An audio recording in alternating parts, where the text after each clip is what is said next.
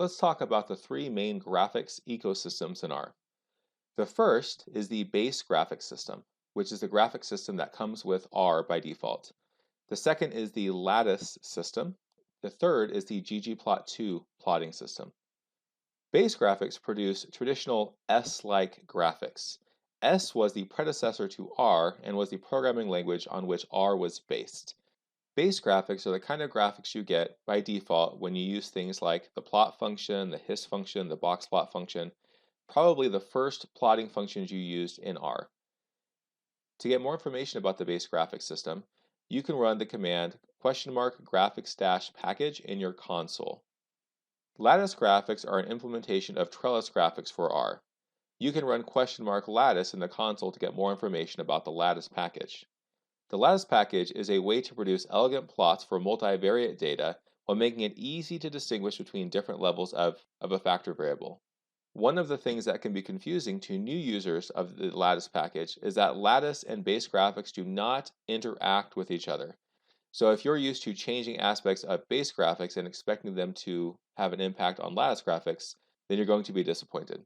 ggplot2 is a more recently produced graphical ecosystem, and it's a layered graphical system based on the grammar of graphics and originally created by Hadley Wickham. It provides an elegant approach for constructing complex plots in a systematic, layered way. You can run !ggplot2-package in the console for more information. To give you an idea of the visual differences between the three graphics ecosystems, I've created a simple example using some penguin data that we'll look at in more detail later. In the plots below, I first used base graphics to create a scatter plot that distinguishes between the levels of a species variable. Base graphics does not have an automatic way of adding a legend to a plot, so we have to manually add a legend in order to distinguish between the different species in the scatter plot. As you can see, this is a classic scatter plot that you would get in R.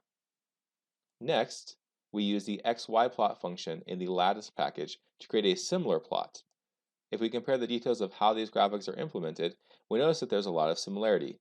We use the tilde notation to specify the y and the x variables.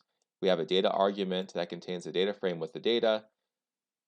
Whereas in the first plot, we use the color argument to specify different colors for the different species.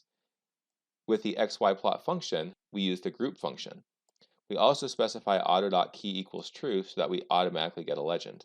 The graphic produced is similar to the one before, though the colors are slightly different and the location of the legend is on the top of the plot.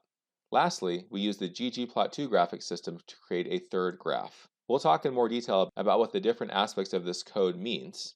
If we run the code, we get the following graphic. Similar information is conveyed, though you can see that the graphic styling is very different from before.